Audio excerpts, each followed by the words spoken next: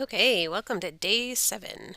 So, day 7 is all about blankets, and there are 8 different ideas here, and they're all very, very different. So, let's take a look at the first one. Okay, so the first one is the Red Heart Snowy Village blanket, and it looks like it's worked in a corner to corner.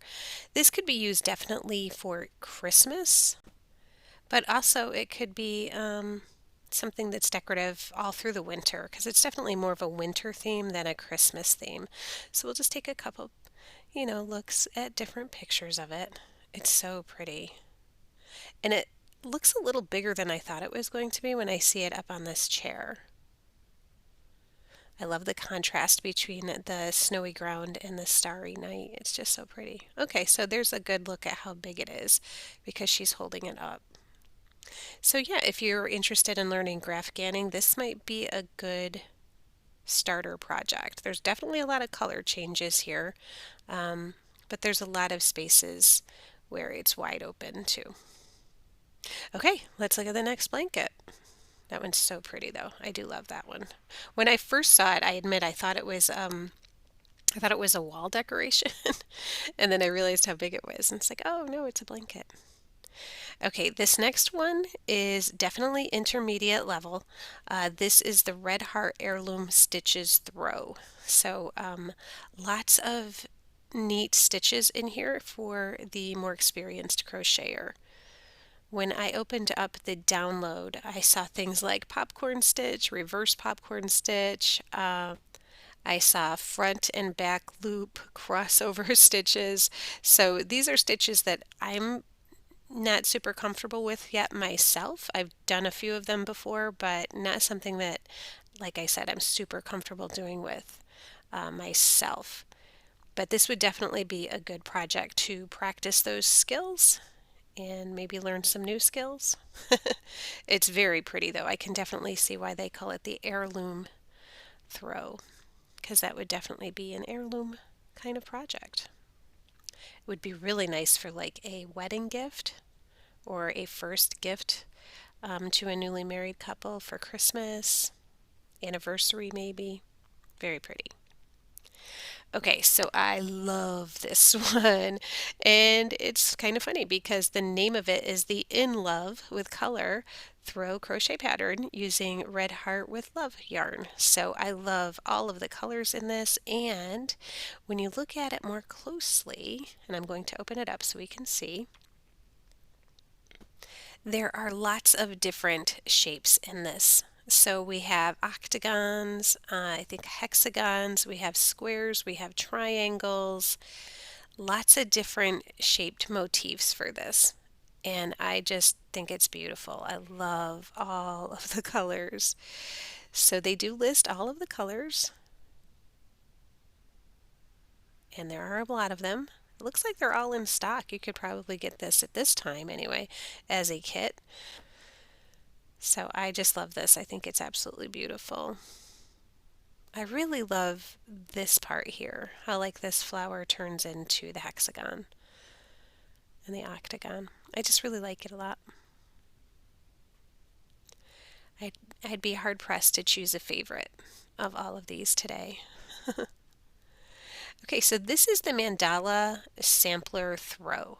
So this was very interesting to me. I'm not sure it's a blanket that I'd want to make myself, but it was interesting to me, so I wanted to share it. Okay, so this isn't your typical square or rectangle shaped blanket. As you can see, it's kind of like a honeycomb. That's the only way I can think of to describe it. These are all hexagon shapes, but they're all different. And there's lots of interesting stitches in this. This is definitely more of an intermediate level project. There's even some surface slip stitches, which is what give it this spider web sort of look here. Yeah, it's very, very interesting.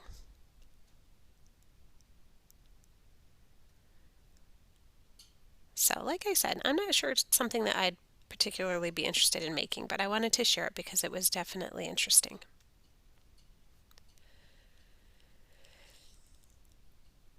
All right, moving on to this one. I love this one. is someone who enjoys doing crossword puzzles, I thought this was really very cute, and it looks like it's fairly simple as well. Let's see how they rate it. Okay, so this is rated as a beginner for skill level, and yeah, it just is a bunch of white and black blocks. Looks like they're joined together with this gray, and it just makes it look like a crossword puzzle. Okay, so this is just me going off on a tangent, but wouldn't it be cute if you could put some letters in these squares? Like if you were making it for a loved one and you made it say like I love you or something like that in the blocks. I think that would be really cute.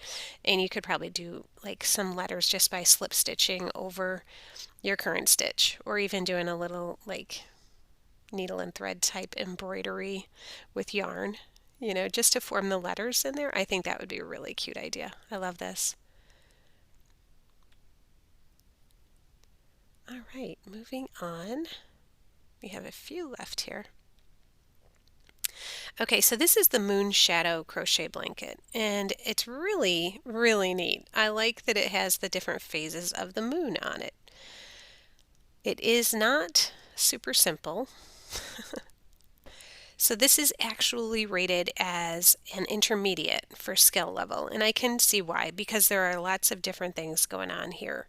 And I am actually going to open up the pattern just so that I can show that to you, all the different things that are involved in making this really cool blanket. So first of all, there's different motifs, and they're not all the same. And I'm going to scroll down so that you can see the pattern a little bit. Yeah, so it has the different motifs, and it does have the written pattern as well as the diagrams, which is very helpful if you're familiar and comfortable with reading the diagrams. That can really clarify the written instructions quite a bit. So these are all the different motifs for the phases of the moon.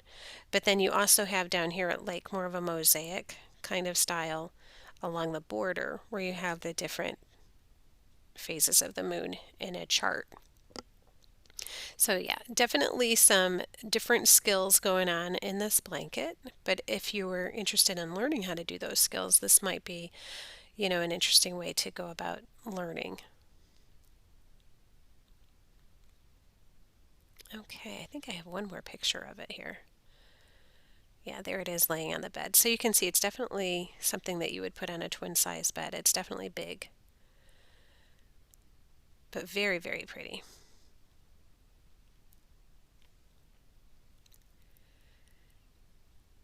Okay, we have two left. This one is the Color Weave Crochet Blanket. Okay, so the Color Weave Crochet Blanket is a full-size blanket. It's a good size blanket, and it does use the Ogo. And here it is in a different color of Ogo. So I believe you use two different colors. So in this one they're using like this pastel Ogo with the off-white. And let me see the other one. I want to say this is the color Peacock and Newsprint. Let me just check on that. Is it Newsprint? Yes, Newsprint. So we've got Red Heart Super Saver, Ogo Yarn in Newsprint, and Peacock. And I love the peacock personally. I think that's so pretty, and I love the grays with it. This is rated as an easy pattern for skill level, and I can see why. It's really not as tricky as it looks.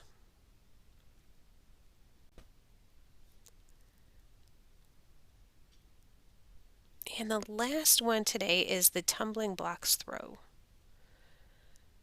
So this uses Red Heart with Love, and I confess I did open up the pattern for this. I did download it and open it up, and I was scared off. It looks really hard. So each of these rows is worked in strips. So they're really worked in columns of strips. So you do all the black diamonds, then you do these colored diamonds, I think. I was yeah, I was riding the struggle bus when I was reading this pattern. So it's definitely an intermediate level, but I really do like how it looks. I think it's really cool. It's got like a three-dimensional kind of look to it. So I will open up the pattern just so you can see kind of how it's put together. Let me just scroll down. Yeah, so the way I understand it is you work in these strips.